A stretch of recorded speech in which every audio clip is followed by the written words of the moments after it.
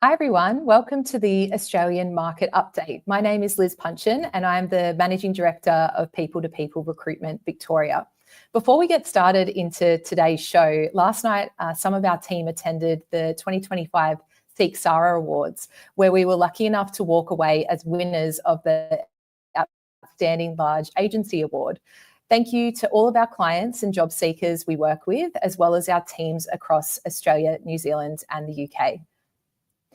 Aussie work is reaching a breaking point. This week, we are joined by Dr Jo Braid, Doctor and Burnout Recovery Expert at the Burnout Recovery Doctor, to explore what is really driving this renewed wave of burnout and what leaders can do to intervene before the impact becomes widespread.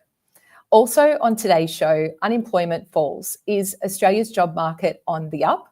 We'll explore our latest job opportunities across Australia. And lastly, the wellbeing initiatives. Has your company decreased their focus on wellbeing in the last year? A recent survey revealed that a staggering 45% of Aussie workers are feeling somewhat or extremely burnt out heading into the new year. With burnout once again surging across Australia, organisations are being challenged to rethink how they support their teams, rebuild resilience and address the root causes behind the pressure. Why are so many Aussies feeling stretched thin, and what's causing this strain, and what meaningful actions can workplaces take right now? To discuss this further, we are joined today by Dr Jo Braid, a doctor and burnout recovery expert at the Burnout Recovery Doctor. So welcome this afternoon, Jo. Thank you so much, Liz. It's great to be here. So to start things off, can you tell us a bit about yourself and the area that you specialise in? For sure, yeah. So I'm a doctor of over 20 years. My specialty area is traumatic brain injury rehabilitation. Can't say that too fast. So I help people get back on the road, get back into work, get back into the community after they've had a moderate or severe traumatic brain injury. I'm also a burnout recovery expert, so I'm both a coach and a keynote speaker in that regard. I'm a podcast host of the Burnout Recovery podcast with over 150 podcast episodes now. I'm a mum of 3 amazing sons and I absolutely love playing tennis. Oh, love that. Very accomplished and such an important field to support so many that are in need. So, and we have seen that 45% of Aussies are feeling somewhat or extremely burnt out. So does this number surprise you, and does it actually reflect what it feels like on the ground? Sure. So it doesn't surprise me. I would say people who I talk to, like parents at school and friends and colleagues, it would be that kind of number. Actually, in healthcare, we run higher. We run at about 67% of burnout. So that's at least sort of half the people in healthcare have been in or out of burnout recently. So for people not in healthcare, I'm not too surprised by that number of 45%. And burnout can really relate to what's happening in your workplace, but also the stresses and pressures that we have outside of work. It was originally described to be an occupational phenomenon, but we know there can be a lot happening in people's lives outside of work, which contributes to that sort of unrelenting, unremitting stress that is a big feature of burnout. Definitely. And what would you say are the main factors right now that are driving this surge of burnout across Australia? Yeah, sure. So we usually say that burnout is contributed to by the workplace around 80%. So 80% of burnout risk factors are with the workplace and 20% are from the individual. So I'll spend most of this time talking about the workplace risk factors if people are aware or learning about this. So certainly workload.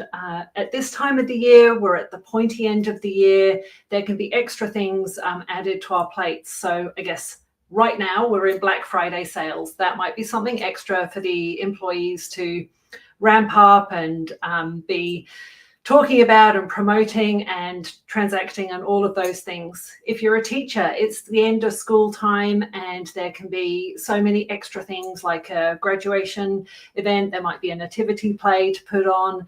There might be school camp to put on as well. So you can see that there can be a lot more extra tasks to do with your workload. So increased workload is probably the #1 burnout risk factor in the workplace. Second to that, we have a lack of support or a lack of community. And I think that's such a consideration for any workplace, whatever organization you're in. How is the support for your staff? Because you can tell as an employee if you don't feel valued by your seniors or by your manager in the workplace.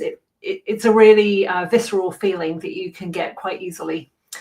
Feeling valued in the workplace, so getting that recognition or reward for showing up and contributing in the workplace, that's certainly another risk factor. Fairness, if you feel like processes seem unjust or decisions are made without you being part of that decision making.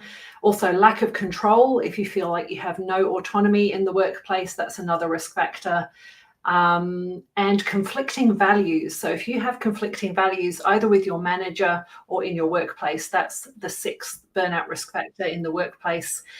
And briefly running through some of the individual ones are things, the 3 Ps I often talk about: perfectionism, having really high expectations for yourself; people pleasing, putting everybody else in front of your needs; and then procrastination. So everything takes longer because you're avoiding doing the work that needs to be done. So interesting. I can relate to a lot of those things, Jo. And definitely at this time of year, it feels like there's a lot to do crammed into the weeks leading up to Christmas. There's that hard deadline, isn't there? So given all of these underlying causes, what early signs should leaders and employees be looking at before burnout becomes unmanageable? And what are the potential impacts of choosing to ignore them? Sure thing. So I'm going to divide the things to look out for into 3 sort of sections. So we've got physical, we've got behavioral, and we've got emotional. So we'll go through the physical first, which might be more what the employee themselves notices. So an increase in headaches, worsening sleep. Sleep can be a real challenge in burnout. And frequent illnesses. We're running a very high level of cortisol, which is one of our sort of long-acting stress hormones, and it can reduce our immune function from working as well as it should do. So you might notice more frequent illnesses. Secondly, if we look in the behavioral zone, we might have people, again, procrastinating. You definitely get reduced performance with an individual in burnout. And I'm going to share with you some of the numbers on how costly burnout is for Australian businesses. And you might notice people, or the individual might notice that they start using substances to cope. So alcohol and other illicit drugs and other things like just scrolling endlessly or binge watching Netflix, making those choices instead of trying to get some restorative sleep through the night. Thirdly, emotional. The most common feature of burnout is really this complete exhaustion, that you just can't fill your cup up again. You feel so drained. Secondly, loss of motivation, cynicism, and often a feeling of isolation. So people in burnout previously might have been really engaging team members, but when they go into burnout, they're just quieter. They're just not as part of the team as they were before. So then if we look at the impact of what this can be on Australian businesses, this is not a healthcare stat, this is Australia-wide. The cost of burnout to Australian businesses, $14 billion per year. It's something to really think about and take stock of in your organisation. And we're going to finish up with some really meaningful changes that organisations can take. Increased risk of turnover. So lots of people will say, I'm going to quit and the next job will be better. I could go on about that topic for about half an hour, and I won't say more about that, but quitting is not always the answer. I've got a podcast episode on that. There's also an increased risk of mental health conditions. And look, we're always trying to drop the stigma around mental health conditions, but somebody who might be more predisposed to anxiety or depression might be more likely to have that diagnosed or needing treatment if they are in burnout for a while. Yes. So, yes, definitely things that you should be looking out for in your teams or even in your personal network as well. So if an organisation wanted to make one meaningful change tomorrow to reduce burnout long term, what advice would you have for them? Yeah. So there's loads of different approaches, which is great. It's really encouraging that there can be so many different things that we can do. I think that having a culture that supports open communication and transparency is so important. That really ties into the burnout workplace risk factors that I've already talked about there. So if you feel like there are colleagues who you trust and you can speak openly with, and you can get constructive feedback back so you can improve. People who go into burnout are often people who want to do really well. They're type A personalities. So when we have that more open communication, that can be a real salve for improving the working conditions for those kind of people to thrive rather than just survive. Promoting social connection, however that might be. Maybe you've got a Christmas party, maybe you've got a team building event coming up this year. That can be such a great, meaningful event. I know it's only a one-off, but sometimes you can really build those social connections and network within your organization doing that. And the third one is so important, encouraging self-care and modeling it from leadership. Nobody else can do our self-care. It's called self-care for a reason.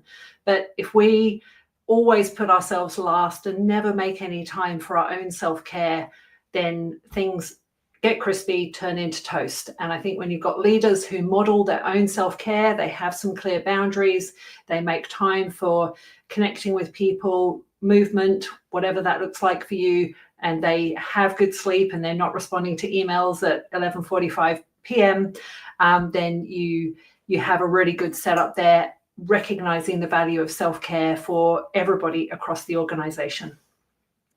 Such great advice, Dr. Jo. I could definitely sit here and talk to you all afternoon. Thank you so much for your time this afternoon. Really appreciate it. So if anyone wanted to contact you, what is the best way to reach out to you? Sure. Thank you so much, Liz. It's been my pleasure to be here on your live stream today. So I'm on LinkedIn, if that's easy for you to find me through today's live stream. I'm under Dr. Jo Braid there, and I'm on other socials under the Burnout Recovery Doctor, and my podcast is the Burnout Recovery Podcast. Thanks so much. Thank you. Thanks, Dr. Jo. Yeah. Bye.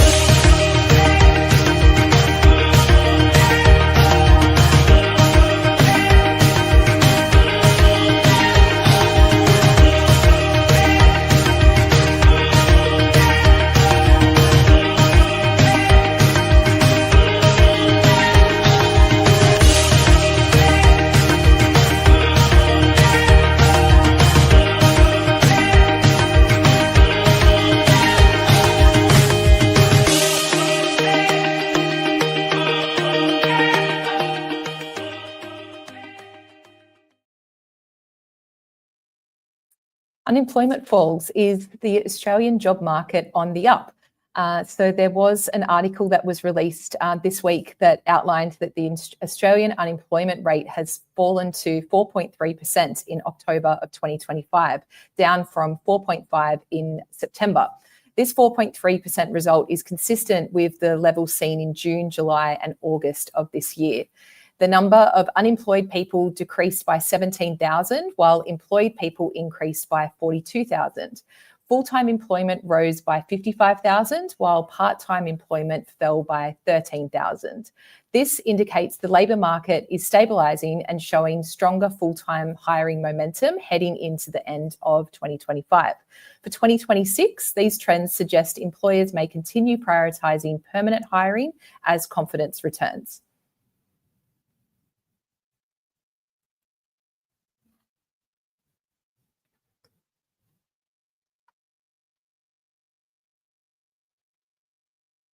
If you are interested in hearing more about your personal salary, you're welcome to check out our new online salary guide to compare your salary against others in your industry, gain insights into the Australian market, and be prepared for your next job interview. So you can visit the P2P website for more information. We're also looking at some key hot jobs that the team are recruiting at the moment. So we are looking for a call centre agent. There's also an assistant accountant position in Brisbane, which is paying 70 to 86,000, followed by a legal assistant role in Melbourne, which is paying 65 to 95,000, and a client services administrator role in Adelaide, paying 60 to 65,000. If you'd like to learn more about any of these roles or other positions that the team are recruiting, please check out our website where you'll be able to see all the live roles based on your location. But that's it for us this afternoon. So thank you so much for joining me. Thank you again to Dr. Jo as well. If you would like to connect with any of our team across Australia, New Zealand and the UK, as I said, visit our website or our contact details that are on the screen as well. So thank you again, and we'll see you next week.